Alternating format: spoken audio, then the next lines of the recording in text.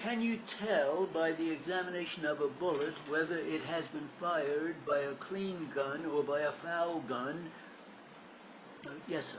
How can you tell that? With respect to lead bullets and black powder, you can tell that quite consistently, but you cannot always tell it with regard to smokeless powder. With lead bullets and black or semi-smokeless powders, the fouling of the barrel accumulates quite rapidly and leaves on the surface of the bullet marks in addition to those present from the surface of the metal itself. Thus, the surface of the metal, in addition to carrying the fine scratches imparted to it by the barrel surface, has additional scratches running down its cylindrical portion, which are the rough paths, tiny accumulations of fouling which act as little islands inside the barrel and scrape out their own paths on the outside of each barrel, so that the fouler the barrel, the more marks on the bullet fired through the foul barrel. Is that right? Yes, sir. Is there a discernible difference between the fouling marks on a bullet and the marks made on a bullet by the rifling of the weapon? Yes, sir. The foul marks are temporary and the rifling marks are permanent. And you can determine that on the examination of the bullet. You can determine it only by the fact that over a series of shots, certain marks will be there permanently and others will disappear. And you know that those which disappear are due to temporary conditions. And that is the fouling or rust. Are the bullets of any given type, say a .38 caliber Smith & Wesson type, exactly the same when made by the different cartridge companies? No, a standard type, such as the one you mentioned, is made slightly different by each different manufacturing company, and each has a number of differential characteristics which are peculiar to the product of that company, and they differ in those respects from the product of any other company. In what respects do they differ? In outline and curvature.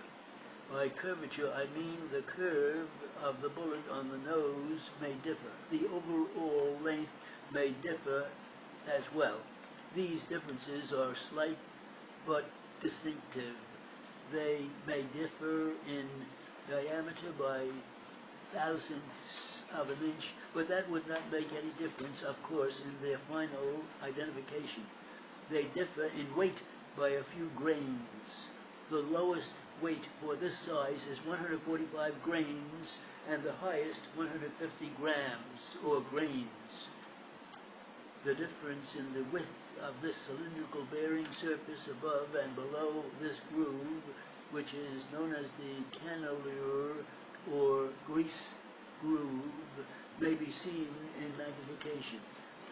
In that groove, the grease is packed around and serrated, and the grease is squeezed down from the bullet and is fired, and that cuts down the amount of fouling.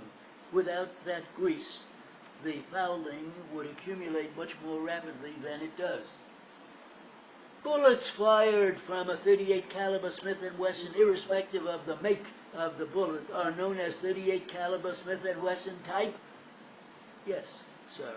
There are different types of .38 caliber Smith & Wesson, and a .38 caliber Smith & Wesson type cartridge, so-called, can be fired not only through a .38 caliber Smith & Wesson revolver, but through other makes as well. It is a standard commercial type, acceptable and adaptable to .38 Smith & Wesson and to other .38 caliber arms.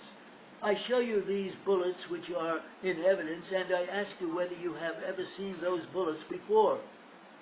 I have. Did you make an examination of them? I did. Will you explain to the court and jury your method of making this examination?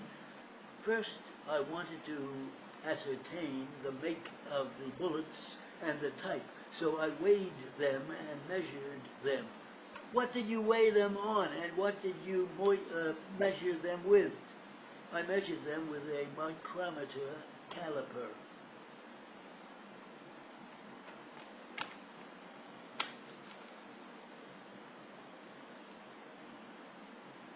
That's it.